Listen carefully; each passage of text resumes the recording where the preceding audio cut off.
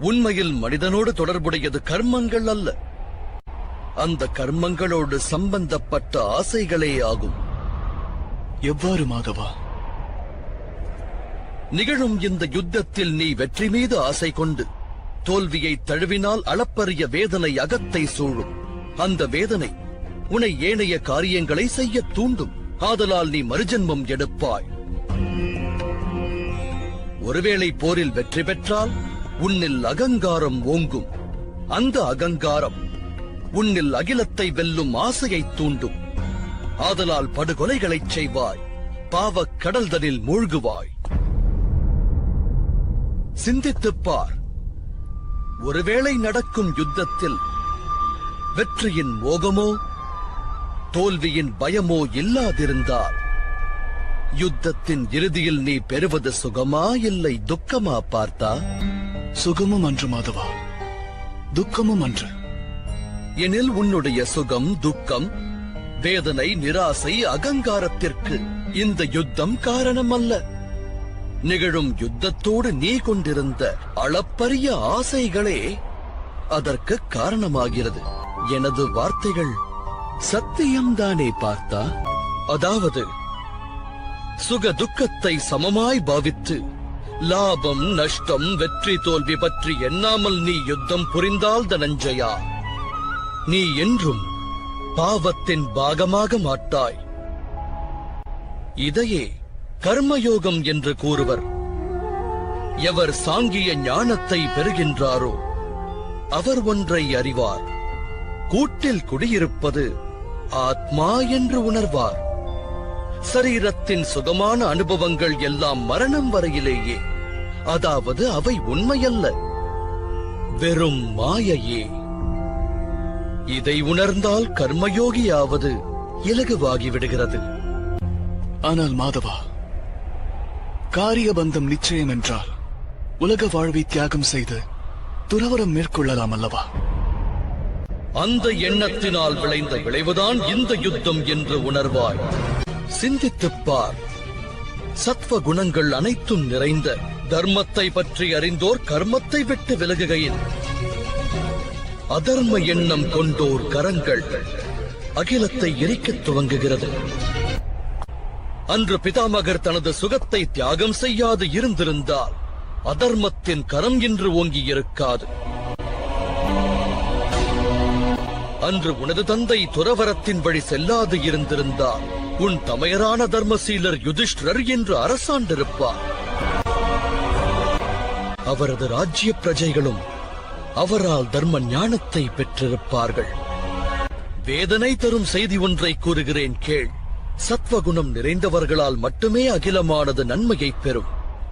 ஆனால் அவர்கள் அனைவரும் துறவரம் வழி செல்கின்றனர்.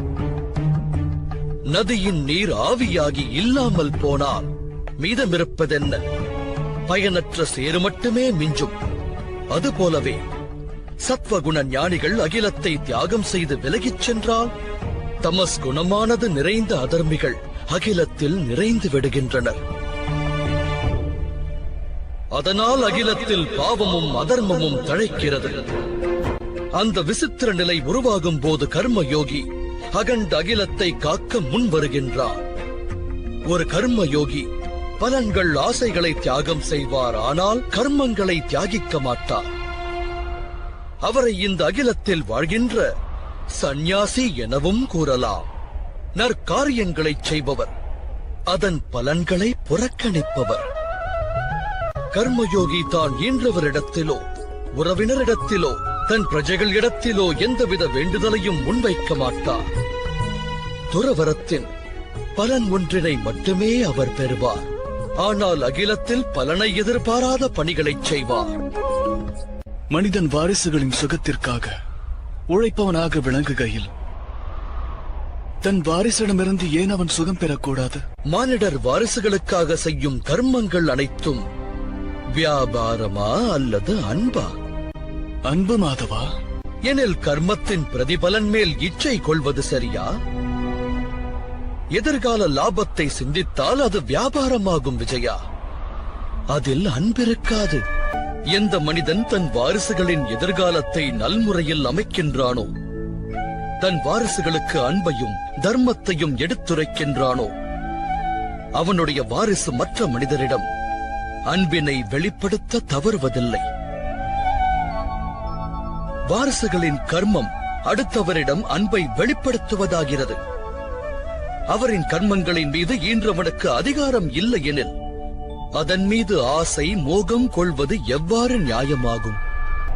இது பற்றி மேலும் ஆழமாய் சிந்தித்தால் அதிவிரைவாக ஒன்று விளங்கும். இந்த புவி வாழ்வில் ஆசையும் விருப்பமும் கொள்ள வேண்டிய எதுவும் இல்லை என்ற உண்மையின் தெளிவு பிறக்கும். சிருஷ்டியே பரமாத்மாவானால், மானிடர் அந்த பரமாத்மாவின் அங்கமானால், அணுவும் அசைவது அவனால் என்ற உண்மையும், ஆத்மாவான மனிதன் ஏதுமில்லை என்பதும் விளங்கும்.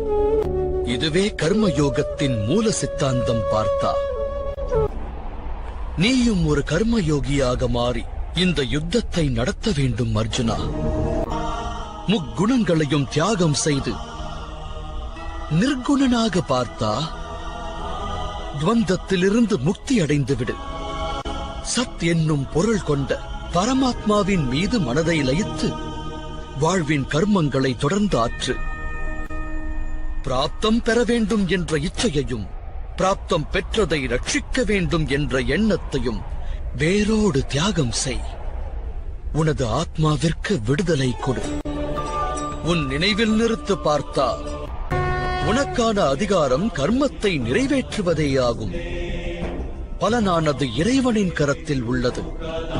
ஆகையால் கர்மத்தை விட்டு விலகுவதும் உசிதமல்ல, அந்த கர்மத்தின் பலன் மீது ஆசை கொள்வதும் உசிதமல்ல.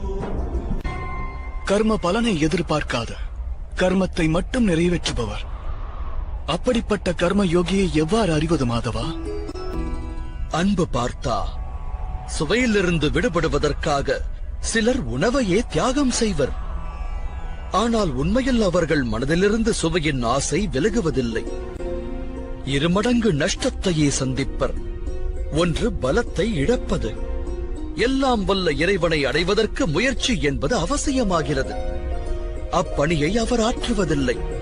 இரண்டாவது, எப்போதும் இருதயமானது சுயநல எண்ணத்தினால் நிரம்பியிருப்பது. ஆகையால் உணவை தியாகம் செய்வதை காட்டிலும் உத்தமம் சுயநலம் என்னும் ஆசையை வேரோடு சாய்ப்பதே ஆகும். கர்மயோகிகள் தம் மனதின் அனைத்து ஆசைகளையும் வேரறுப்பர். வாழ்வதை கடமையாக ஏற்ற காரியங்கள் புரிவர். ஆனால் அக்காரியங்களோடு இணையார். அன்பு பார்த்தா எவர் ஒருவர் தான் ஆற்றும் பணியில் ஆசை கொள்ளாதிருக்கின்றாரோ அவரது காரியமே பூரணத்துவம் பெறுகிறது. அடைந்த ஒரு தோல்வியினால் ஹிருதயம் வேதனையுற்று துவண்டு விடாது.